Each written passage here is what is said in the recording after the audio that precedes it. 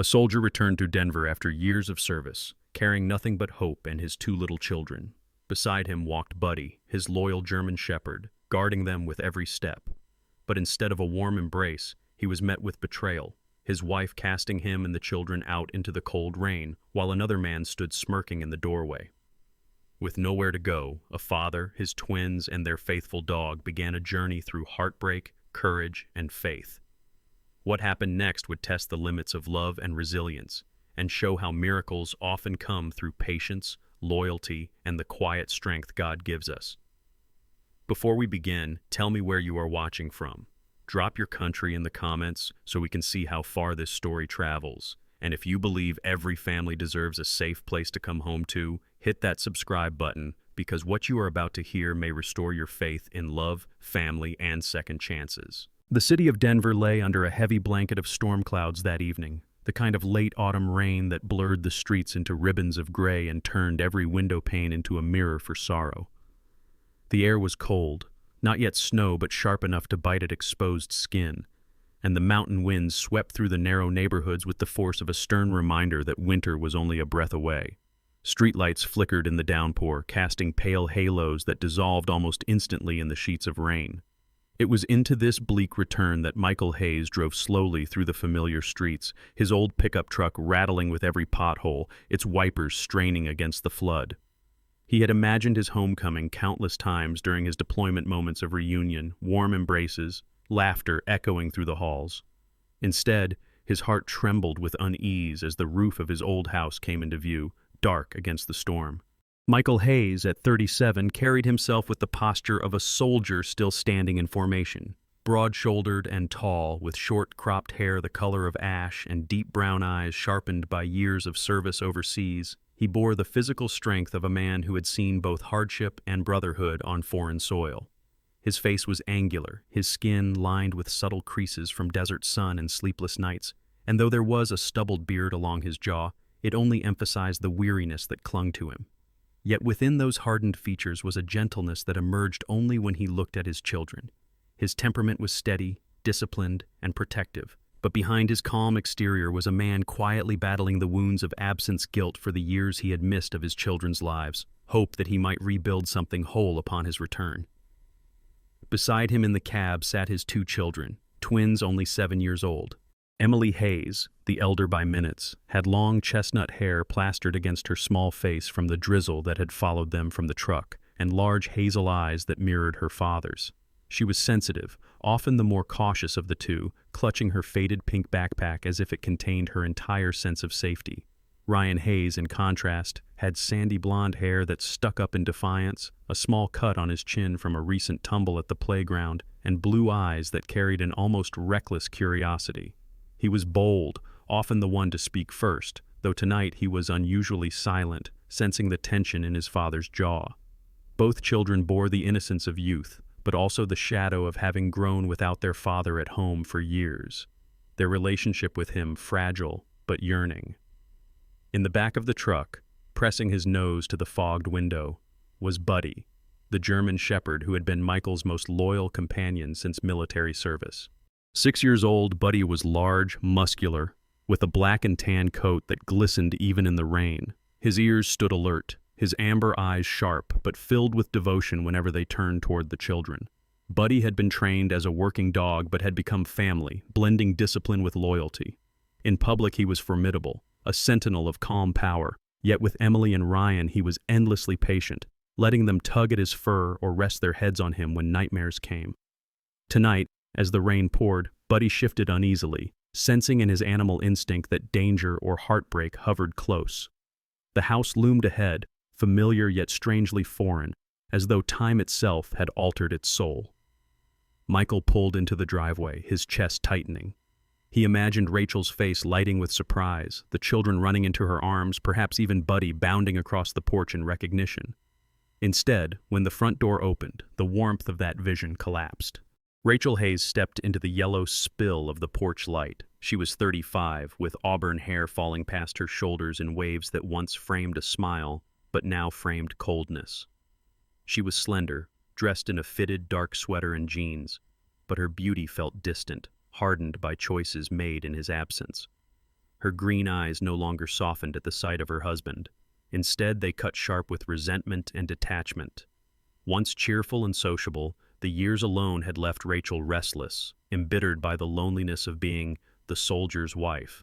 In that bitterness, she had sought refuge in illusions of a better life, one that now stood brazenly behind her.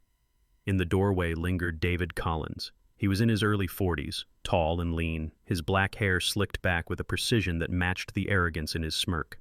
His face was angular but handsome in a way that carried a sheen of vanity, his dark eyes narrow with calculation.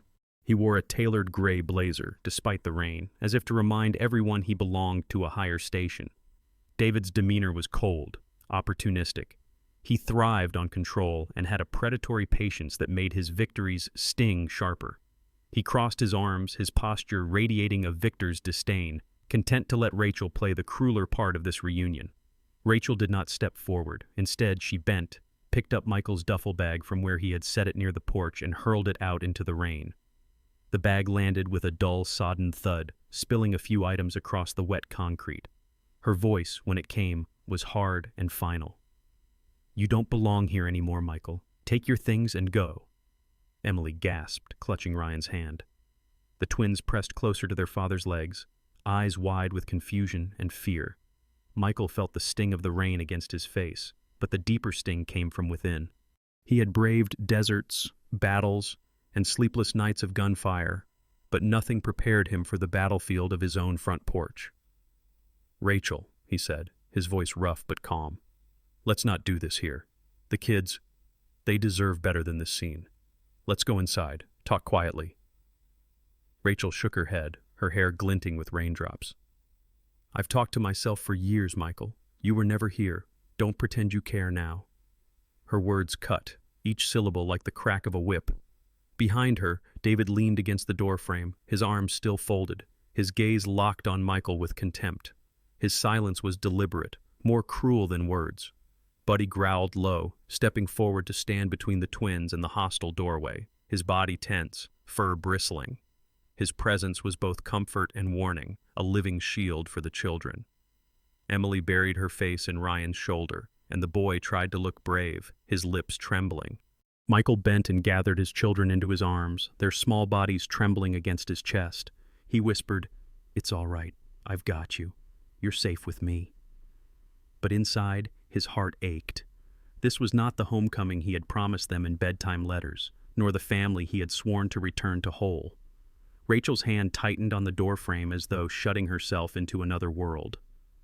"Leave, Michael. You don't belong here." And then the door slammed shut with a deafening finality, the lock clicking into place, sealing away what had once been love and promise. David's face lingered in the frosted glass, his mouth curving into a slow, crooked smile, as if savoring his victory. The storm outside raged on, but inside Michael's chest there was only silence. He straightened slowly, adjusted the duffel on his shoulder, and with his free arm held the twins close. Buddy padded beside them, his body pressed protectively against the children. Without another word, Michael stepped off the porch into the downpour. His boots splashed in the growing puddles, each step carrying the weight of betrayal and sorrow. Emily and Ryan clung tighter to him, their faces wet with both rain and tears, and Buddy moved like a shadow at his side, never faltering. The truck's headlights cut through the curtain of rain as Michael opened the door and ushered his children inside. He cast one last glance at the house that had once been his sanctuary, now a fortress of rejection. He whispered only to himself, "We're leaving, kids. We'll find our way." Then he slid into the driver's seat, Buddy leaping gracefully into the back. The engine roared to life, and together they pulled away into the storm, the house behind them growing smaller until it was swallowed by the rain. The rain did not relent as Michael guided his battered pickup truck through the soaked streets of Denver. Midnight had come and gone, and the city felt hollow, emptied of warmth, its lights blurred by the storm. The twins were silent in the back seat, huddled together under a thin army blanket. Emily's small hand clutched her brother's sleeve as if afraid he would disappear if she let go, while Ryan tried to keep his chin high though his lips trembled with unspoken fear. Buddy, the German shepherd, shifted uneasily in the back, his breath fogging the window as he watched the shadows rushing past. Michael's knuckles whitened on the steering wheel. He had no plan, no destination. He only knew they could not return to the house that was no longer theirs. The windshield wipers beat like a desperate heart, and for a time, the only sound inside the cab was the low hum of the engine. After nearly an hour of driving in circles, Michael spotted a looming silhouette rising above a row of shuttered shops, a red-bricked library, long abandoned, its windows boarded, and its front steps cracked with age. The carved letters above the door, once reading Denver Public Library East Branch, were now faded and chipped. It looked desolate, forgotten by the world, but it was shelter. He pulled into the empty lot, the headlights catching weeds pushing through the asphalt. Turning to his children, he forced a smile. "We'll rest here for the night," he said softly. Emily blinked, uncertain but nodded. Ryan whispered, "Will it be safe, Dad?" Michael reached back and squeezed his son's shoulder. "As safe as it can be. I'll be right here. And Buddy, too." The heavy door groaned when he pushed it open. Inside, the library smelled of damp wood and dust. Rows of bookshelves stood like silent skeletons, many stripped bare, a few still clinging to water-damaged volumes. Rain dripped through a hole in the roof, tapping against the warped floorboards. Michael led his children to a cluster of wooden chairs near the central reading table. He arranged the blanket across them and gestured for them to lie down. Emily curled up first, her backpack as a pillow, while Ryan tucked in beside her, whispering something to make her smile faintly. Buddy lay down on the floor near their feet, his body forming a protective barrier, his eyes glowing amber in the dim light. Michael sat on the edge of a chair, listening to every sound of the storm, every creak of the old building. His soldier's instincts would not allow him rest. Hours passed, the night heavy and unkind. At some point, the creak of the front door stirred Buddy to his feet. A low growl rumbled in his throat. Michael was already rising when the door shifted and a figure stumbled in from the rain. It was a man, tall but gaunt, his clothes ragged, his face obscured by a hood soaked through. A homeless drifter seeking the same refuge. His eyes scanned the dim interior, catching sight of the children. Michael stepped forward quickly, his stance firm, but his voice measured. "This place is full," he said. The man's lips parted as though to argue, but Buddy's growl deepened into a sharp bark, his teeth bared, body crouched low in defense. The bark echoed through the empty library like a gunshot. The intruder hesitated, his courage faltering. With a muttered curse, he retreated, the door slamming shut behind him. Michael exhaled, resting his hand on Buddy's back. "Good boy," he whispered. Buddy's ears flicked, but his gaze remained fixed on the door, standing sentinel until dawn. The morning brought a thin light that filtered through cracks in the boards, gray and unkind, but a relief after the storm. Michael gathered his children, who were stiff and tired but grateful for his steady presence. At a nearby gas station, he managed to wash them up in the restroom sink, combing Ryan's hair with his fingers and tying Emily's hair into a rough ponytail. He bought them small cartons of milk and a package of stale donuts with the last of his loose change. Watching them eat quietly, he felt the soldier's pride crumble. He had endured enemy fire, survived ambushes, but nothing compared to the pain of watching his children eat like refugees in their own city. It was then he realized he needed help.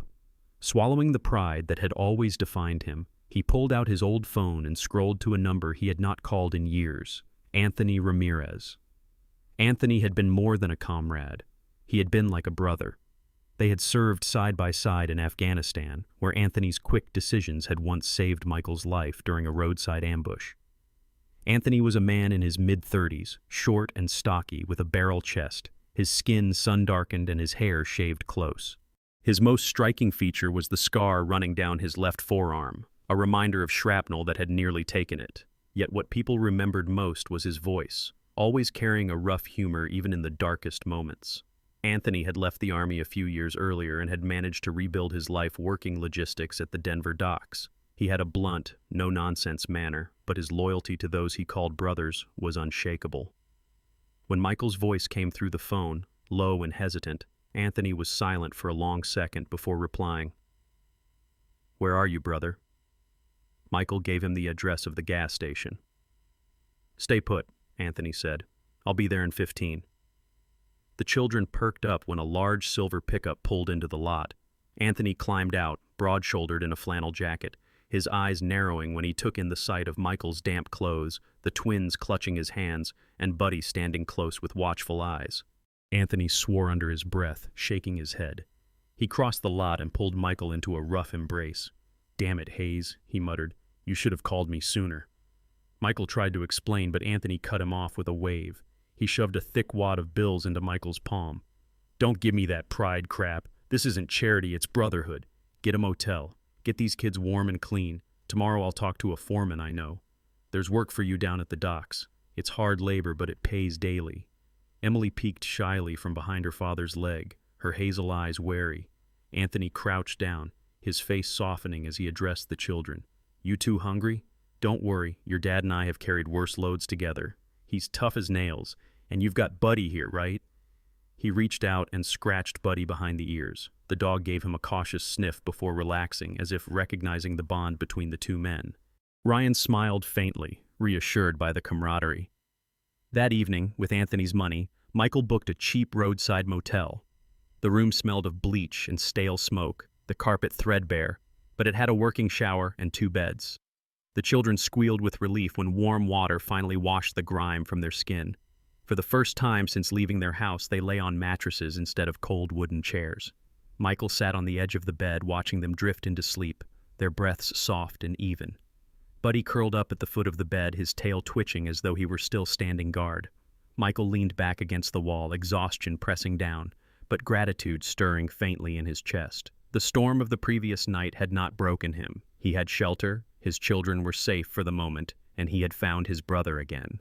As he looked at Buddy's steady form on the floor and the peaceful faces of Emily and Ryan, he whispered into the dim light, "We'll make it. Somehow, we'll make it." And outside, the storm finally began to fade, leaving Denver washed but waiting for the battles yet to come. The motel room smelled of bleach and damp carpet, a suffocating reminder that it was only a temporary refuge. Morning light filtered weakly through the torn curtains, streaking across the cracked dresser and the old television perched on top of it. Michael sat on the edge of one of the 2 beds, his broad shoulders slumped forward, the fatigue of sleepless nights settling heavy across his face. His children lay curled on the thin mattresses, Emily clutching her backpack like a pillow, Ryan sleeping with his arms thrown across Buddy, the German shepherd, whose steady breathing filled the room like a quiet anchor. The sight of them asleep gave Michael both comfort and torment. Comfort in their resilience, torment in knowing how precarious their situation was. He had promised them safety, yet here they were eating donuts from a gas station and sleeping in a room that reeked of mold. Michael leaned back and rubbed his eyes. At 37, the lines on his face seemed deeper than they had been when he first left for deployment. His jaw was square, his stubble grown coarse, his hazel eyes tired yet still carrying that soldier's intensity.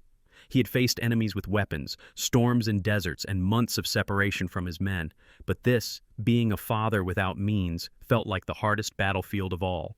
He looked across the room at the old military trunk pushed into the corner.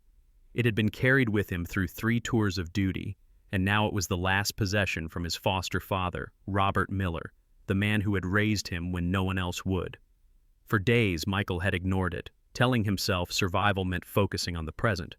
But this morning, as the thin cries of seagulls drifted in from the nearby docks, he knew it was time. He pulled the trunk across the floor, the metal scraping softly against the worn carpet. Buddy's ears perked, the dog lifting his head but remaining calm, amber eyes following his every movement. Michael lifted the heavy latch, its metal groaning from years of disuse. Inside lay faded uniforms folded neatly, a pair of old combat boots, and beneath them an envelope, thick and yellowed with age. He picked it up, his fingers trembling slightly as he unfolded the letter inside. His foster father's handwriting, sharp yet slightly uneven with age, stared back at him. "Michael," it began, "if you are reading this, it means life has tested you. Remember what I told you. Money is not salvation. It is a servant, not a master. Only use what I leave you when you feel powerless, when your children's safety is at stake. You must never let pride blind you, but also never let greed define you. In this trunk you will find a key. It belongs to a safe deposit box at First National Bank, downtown Denver. What is inside is not to be flaunted, but to be used as a shield. Remember, the true measure of a man is not how much he owns, but how he uses what he has to protect those he loves. Michael let the paper fall into his lap. Inside a small cloth pouch at the bottom of the trunk lay a heavy iron key, its surface cool even in his palm. He turned it slowly in his hand, the metallic glint catching the dim light. For a long time he sat motionless, his thoughts churning. Pride told him he could endure with sweat and discipline, with work at the docks and late nights of exhaustion. But reality whispered that Emily and Ryan deserved more than stale donuts, more than musty motel rooms. They needed stability, real food, a place where Buddy didn't have to sleep with one ear open. Michael clenched his jaw. The soldier in him wanted to fight on without help. The father in him knew he might not have that luxury. Emily stirred, rolling over, her small voice breaking the silence. "Daddy, is breakfast ready?" she mumbled, still half asleep. Michael forced a smile, brushing a strand of hair from her forehead. "Soon, sweetheart. Go back to sleep a little longer." Ryan shifted beside Buddy, the boy's arm tightening around the dog's neck as if holding on to the only constant left in his world. Buddy, calm and unbothered, licked Ryan's cheek lightly, making the boy giggle even in his sleep. Michael felt his chest tighten at the simple purity of that sound. That evening, after a long day of hauling crates at the docks for cash, Michael returned to find both children sitting cross-legged on the bed with Buddy wedged between them, his massive frame like a barrier against the world. They were giggling as they used Emily's colored pencils to draw on scraps of paper. Ryan was sketching a superhero with a cape that looked suspiciously like their father, while Emily drew a house with a garden and a swing, Buddy standing proudly in front of it. Michael's heart ached at the sight. He pulled a small loaf of bread and a carton of milk from the brown bag he carried, dividing them carefully between the two. As they ate, he sat with the letter spread across his lap again, reading it once more. Pride whispered he should throw the key away. Love told him he had to think beyond himself. Meanwhile, on the other side of the city, Rachel Hayes stood in the gilded apartment she now shared with David Collins. She looked elegant at first glance, her auburn hair brushed, her blouse silk, her necklace shimmering. Yet her green eyes were hollow, ringed with fatigue. David had revealed his true nature not long after Michael had left. He was controlling, sharp-tongued, and increasingly cruel. His tall, lean frame cast a shadow that loomed over her whenever he raised his voice. He had handsome features, jet black hair, sculpted jaw, but beneath the charm was steel and venom. That night, when Rachel asked about unpaid bills she had found on the counter, David snapped. "Don't question me," he barked, his eyes flashing. "You think you know better than me? You'd still be rotting in that soldier's shadow without me." When she pressed again, his hand lashed out, striking her cheek. Rachel stumbled back, her face pale with shock. Yet when David wrapped his arms around her moments later, whispering that it was stress, that he still loved her, she swallowed her pain. She told herself it was temporary, that the anger was not who he really was. She wanted so desperately to believe the illusion of luxury, of being wanted, that she clung to the fantasy even as it cut her deeper each day. Back in the motel, Michael tucked his children in, their small bodies curled under the thin blanket. Buddy settled at the foot of the bed, his ears twitching at every sound outside the door. Michael sat alone with the key in his hand, his foster father's words echoing in his mind. He thought of Rachel, of the betrayal, of David's smug grin behind the glass. He thought of Emily drawing a home with a swing, of Ryan whispering in his sleep, "Daddy, don't go." And he knew, in that quiet room smelling of mildew and fatigue, that the time was coming when the key would change everything. The city was dry at last, though Denver's skies remained heavy with gray clouds that threatened more rain. Michael stood outside the First National Bank downtown, the key from his foster father's trunk clutched tight in his pocket. The building loomed before him, an imposing marble structure with tall glass doors and polished brass handles. He wore a plain flannel shirt tucked into faded jeans, clothes clean but showing their wear. He looked out of place among the suited professionals hurrying in and out, briefcases swinging at their sides, eyes fixed on their ambitions. His children were at daycare, their laughter still echoing faintly in his ears as he left them with Buddy posted like a guardian outside the fence, amber eyes following him as if the dog knew this step mattered. Michael squared his shoulders, took a deep breath, and pushed through the revolving doors. Inside, the lobby gleamed with polished stone floors and tall ceilings that carried the faint smell of lemon polish. A woman at the front desk greeted him. She was in her late 20s, with sleek blonde hair tied back into a bun, a crisp navy blazer fitting neatly across her shoulders. Her nameplate read Claire Jennings. Claire's smile was polite but professional, her green eyes betraying curiosity when Michael handed her the heavy key. She had worked at the bank for 6 years, known for her sharp efficiency and kindness beneath her formal exterior. Life had made her cautious. Her father had lost their family home to reckless spending, and since then she valued discipline above all else. She inspected the key, her brows lifting, and her tone shifted to respect. "One moment, sir." Michael was escorted by a stern, older employee into the vault. The corridor was cold, humming faintly with the hum of machinery, the walls lined with steel. The man, Mr. Dalton, carried himself with practiced precision, his gray mustache trimmed neatly, his suit pressed. He inserted a master key alongside Michael's, and together the safe deposit box opened with a metallic click. Inside, stacked neatly, were folders of document stock certificates for an energy corporation called Summit Dynamics, its logo a mountain peak etched boldly across the pages. At the very bottom lay another envelope sealed with wax, his name scrawled in Robert Miller's handwriting. Michael unfolded the letter slowly. "I never sold these shares," the words read. "I watched from afar as the company grew. Today they are worth close to $100 million, but remember, my son, wealth is a dangerous companion. Do not use it to destroy, use it to protect. Your children will look to you not for riches, but for guidance." Michael's breath caught. 100 million. His mind reeled. That figure belonged to another world, a world of boardrooms and suits, not to a man who washed up in gas station restrooms with his children. He closed the box and steadied himself. He would not let this discovery become a sword of vengeance. For Emily and Ryan, this fortune would be a shield, nothing more. Back at the daycare that afternoon, Buddy wagged his tail wildly when Michael returned, the children running to hug him. Buddy pressed his body against Michael's legs, sensing his master's heavy thoughts. It was later, when Michael walked them home along a quiet street, that Buddy froze. His ears snapped upright, his hackles rising. Across the street, leaning against a parked car, was David Collins. He wore a sharp charcoal suit, his hair slicked back, his eyes hidden behind tinted sunglasses, but his smirk was unmistakable.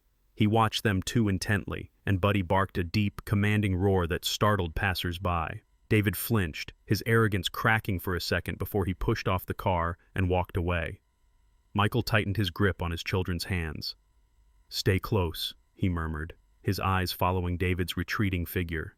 Buddy stood like a sentinel, his gaze locked until the man disappeared. Meanwhile, Rachel Hayes moved further into illusions of luxury. David had taken her to a boutique where she tried on dresses worth more than Michael's monthly wages, silk and sequins shimmering in the mirrors. Rachel stood tall in them, her auburn hair cascading over her shoulders, her lips painted red, but inside she felt hollow. David complimented her, telling her she deserved to shine, but the cost of the purchases went on cards she never saw. At parties, she laughed with champagne in hand, but when she returned to their penthouse apartment, David's control tightened like chains. He checked her phone, demanded to know who she spoke to, where she went. Once, when she asked about his late nights, he grabbed her arm so hard it left bruises. "Don't forget who gave you this life," he hissed. She retreated to the balcony, looking down at the glittering city, convincing herself this was temporary, that stress had made him cruel, that she still lived the dream she had wanted. But David had ambition beyond her. At night he whispered to her of strategies, of suing Michael for custody of the children. He painted Michael as unstable, a veteran broken by war, incapable of providing. "With the right lawyer, Rachel," he said, brushing her hair from her face with fingers that moments ago had been fists, "we can have the kids, the court will side with us, and with them, the support payments, security, real power." Rachel hesitated, torn between her maternal love and her thirst for belonging in David's world, yet her silence was enough of an answer. At the motel, Michael boiled water in a dented electric kettle, pouring it over instant noodles. Emily twirled them with delight, Ryan slurped and grinned. Buddy rested nearby, head on his paws, eyes glancing between the children and the door. Michael sat back, watching them. the key heavy in his pocket, the memory of David's smirk gnawing at him. He whispered almost to himself, "I won't let them take you. Whatever happens, I'll protect you." The room was silent except for the children's laughter and the faint patter of rain starting again against the glass. Buddy lifted his head at the sound, ears twitching, as if promising silently that no harm would reach them as long as he was there. The courthouse in downtown Denver rose like a fortress, its columns heavy with history, its stone steps slick from an early morning drizzle. Michael Hayes stood at the bottom, his children's small hands clasped tightly in his own, Buddy waiting faithfully at Anthony's truck a block away. Dogs were not allowed inside, though Michael had wanted his loyal companion beside him. He wore his cleanest shirt, pressed jeans and boots polished to hide the years of wear. His face bore the quiet determination of a man who had seen battlefields, but inside, fear twisted in his gut. He was not facing enemy soldiers today, but the judgment of strangers who would decide the fate of his family. Beside him stood his attorney, Harold Green. Harold was in his late 40s, tall but slightly stooped, with salt and pepper hair combed neatly back and rectangular glasses that gave him an air of patient intellect. He wore a charcoal suit that fit him well, his tie modest, his shoes scuffed from years of long days in courtrooms. Harold had a calm, deliberate manner, his voice deep and steady, shaped by 2 decades of family law practice. He was known as a man who did not bluster, but whose quiet confidence carried weight with judges. What had brought him into law, he once told Michael, was watching his sister lose custody of her son to a negligent ex-husband because she had no proper representation. Since then, he had sworn to fight for parents who truly loved their children. As they entered the courtroom, Michael felt every eye on him. Rachel was already seated across the aisle, her auburn hair styled, her green dress elegant, her expression composed. She looked every inch the sophisticated woman, though Michael could see the faint bruise along her wrist where David's grip had marked her. At her side was David Collins, sharp in a dark navy suit, his smirk subtle but unmistakable. Their attorney, Leonard Graves, was a slick man in his 50s with thinning blonde hair, a perfectly pressed suit, and a reputation for ruthless tactics. Graves carried himself like a showman, his gestures grand, his words cutting. The judge presiding was Margaret Keene, a woman in her early 60s with short silver hair and sharp blue eyes. She was slender, her posture upright, her black robes flowing with authority. Known for her fairness but also her intolerance of theatrics, Judge Keene had spent 3 decades on the bench, her decisions often setting precedent in Denver family courts. She looked down at the parties with the steady gaze of someone who had seen countless families torn apart, her voice calm as she called the case to order. Graves wasted no time. He painted Michael as a man broken by war, unstable and dangerous. He presented records of Michael's deployment and spoke of PTSD as though it were a foregone conclusion. He pointed to the motel receipts, the meager wages from the docks, and described Michael's home as an unsafe environment for children. "These children," Graves declared dramatically, "deserve stability, not a life of poverty under a man too damaged to care for them." Michael clenched his fists under the table, his jaw tight, his hazel eyes flashing with restrained fury. Harold rose slowly, his tone measured, deliberate. He presented photos of the children laughing with Buddy, drawings Emily had made of their father as a hero, and testimonies from daycare staff who spoke of Michael's devotion. He described Michael as a soldier who had given his all for his country, now giving everything for his children. "He may not have wealth," Harold said firmly, "but he has love, discipline, and resilience. These children are safe with him because he puts them before himself every single day." Judge Keene listened without visible reaction, her pen tapping lightly on the bench. She asked pointed questions. Did Michael have stable housing? Could he guarantee meals every day? What about medical insurance? Each question felt like a blow, and though Harold answered carefully, Michael knew the truth. His world was still fragile, his foundation not yet steady enough. When the decision came, Michael's heart sank. Judge Keene ruled that, for the time being, custody would revert to the mother, Rachel Hayes. She emphasized it was temporary, pending further review, but the words cut all the same. Emily gasped, clutching her father's sleeve. Ryan's eyes filled with tears. Michael leaned down, pulling them close, whispering, "It's not over. I promise you, it's not over." But the children were led across the aisle, their hands reluctantly slipping from his. Buddy barked faintly outside the courthouse as if sensing the loss, his voice echoing like a cry of protest. That evening, the motel room was silent. The beds were empty, the children's drawings still taped to the wall, their laughter gone. Michael sat on the floor, his back against the bed frame, the key to the bank box heavy in his pocket but offering no comfort. Buddy lay stretched across the floor beside the mattresses, his head resting on the space where Emily had slept, a low whine escaping him now and then. The dog had never seemed so human in his sorrow, his amber eyes reflecting his master's grief. Michael reached down, running a hand across Buddy's fur. "I know," he whispered. "I miss them too." Anthony Ramirez arrived later, carrying takeout in a paper bag. He was still in his work clothes, his plaid shirt stained with oil, his boots heavy with dust. He set the food down and sat opposite Michael, his expression fierce. "Don't let this break you, Hayes," he said. "You've been through worse. This is just one battle. We'll get them back." Harold called soon after, his voice calm but resolute. "This is not the end. We'll appeal. We'll gather more evidence. Courts look at patterns, not just one day. You need to stay strong, stay steady, and keep building your case." Across town, Rachel's life was far from the picture she had painted in court. That night, David's temper flared again when she questioned him about his late-night calls. His hand cracked across her cheek, harder this time, leaving her trembling on the floor. He yanked her phone away, scrolling through her messages, demanding to know why she had spoken to her mother earlier in the week. Rachel sobbed, but when he finally softened, stroking her hair, whispering that he only acted out of love, she clung to him. She told herself she was safe, that she was finally living the life she deserved.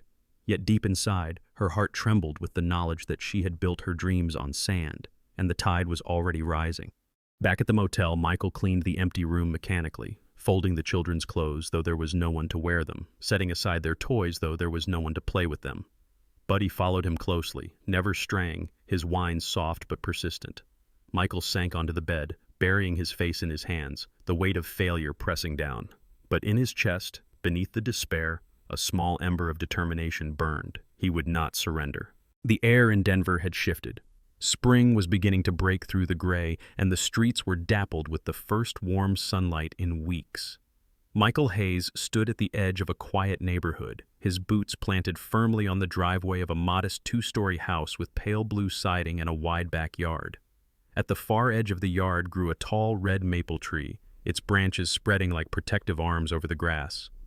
The realtor, a kind woman in her 50s named Marianne Turner, handed him the keys. She had a warm smile framed by deep crow's feet and short curly brown hair streaked with silver. Marianne was short and round, her floral scarf fluttering in the breeze. She had spent 20 years helping families find homes, and she carried herself with a patient kindness born of raising 4 children alone after her husband's passing. She looked at Michael, his calloused hands gripping the keys with reverence, and said simply, "Welcome home." Michael had purchased the house outright, a decision made possible by the inheritance he had vowed to use only as a shield. He had chosen carefully a quiet street, good schools, a safe yard where Buddy could run free with the children. As he walked through the rooms, he could already imagine Emily's laughter echoing up the stairs, Ryan's drawings scattered across the kitchen table, and Buddy sprawled in the living room like a watchful guardian.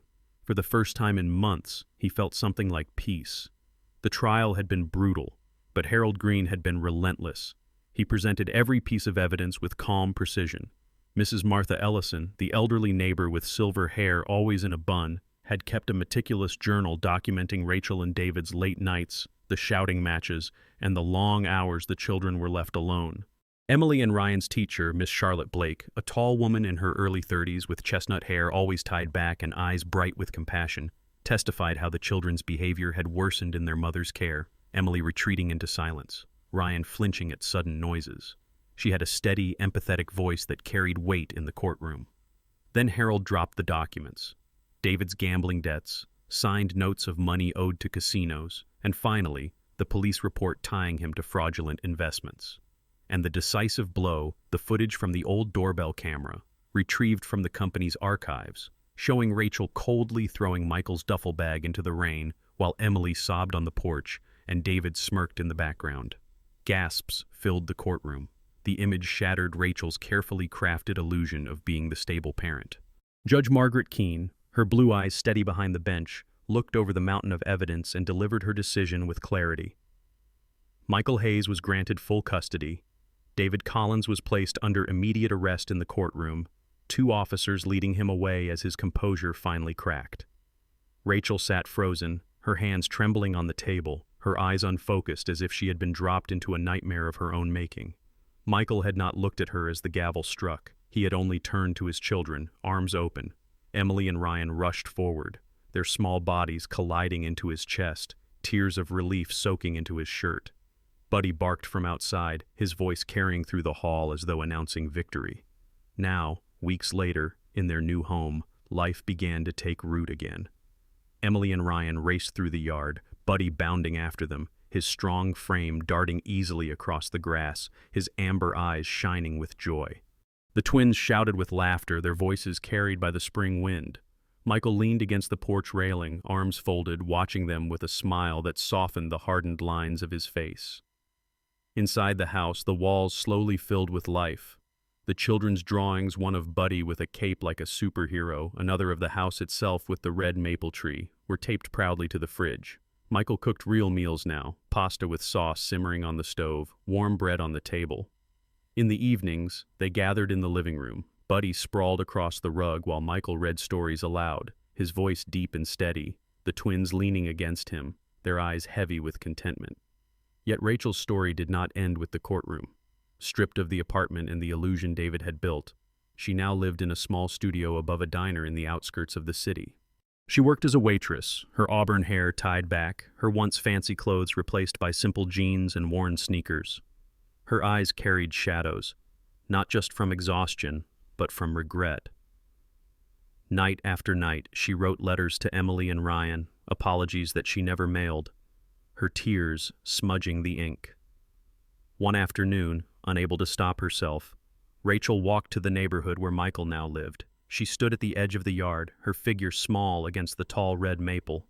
She watched silently as Emily and Ryan swung from the branch of the tree, Buddy leaping below them, Michael standing close with that quiet, protective presence. For a long moment she couldn't move. Michael saw her. He placed a hand on Buddy's collar, steadying the dog who had risen to attention, and then gave a subtle nod. Emily noticed first. "Mom?" she whispered. Ryan turned, his face uncertain. Michael knelt and spoke softly to them. "If you'd like, you can go say hello, just for a moment." The children hesitated, then ran to her. Rachel dropped to her knees on the sidewalk, her arms opening wide. Emily and Ryan embraced her briefly, their voices shy but warm. Buddy stood beside Michael, his gaze locked on Rachel, not with hostility but with a watchful caution, as though reminding her silently that trust had to be earned. When the children returned, Rachel lingered only a few steps longer before walking away, her figure shrinking down the street. Michael stood with Buddy at his side, his hand resting on the dog's back. Buddy's eyes caught the fading light, and in them Michael saw something resolute, a reflection of his own thoughts. They had won not with anger or revenge, but with patience, truth, and love. Later that evening, Michael sat with his children beneath the red maple, the air filled with their laughter. He pulled them close, his arms strong around their small frames. "We're really home now," he whispered, his voice thick with emotion. Buddy pressed close beside them, resting his head on Michael's knee, the children's fingers buried in his fur. Under the canopy of the red maple, the family that had been broken was whole again. In the end, Michael's journey was not only about a house or a courtroom victory, it was about the miracle of love that never gave up, the quiet strength of a father's faith, and the way God places protectors in our lives, sometimes in the form of a loyal dog, sometimes in the form of a steadfast friend. The red maple in their new yard stood like a living reminder that storms may strip us bare, but with patience and faith, new leaves will always grow again. This story reminds us that God's miracles are not always thunder and lightning. Sometimes they are small, the bark of a dog in the night, the hand of a child holding on, the courage to get up and try again. Just as Michael found light through faith and perseverance, we too can find strength in God's presence in our daily struggles, no matter how heavy. If this story touched your heart, share it with others so they may feel hope again. Comment your thoughts below, and do not forget to subscribe to the channel to spread these messages of love and resilience. Let us pray together that God continues to bless every family, every child, and every soul searching for a new beginning. Type Amen in the comments if you believe God can turn even the darkest night into morning light.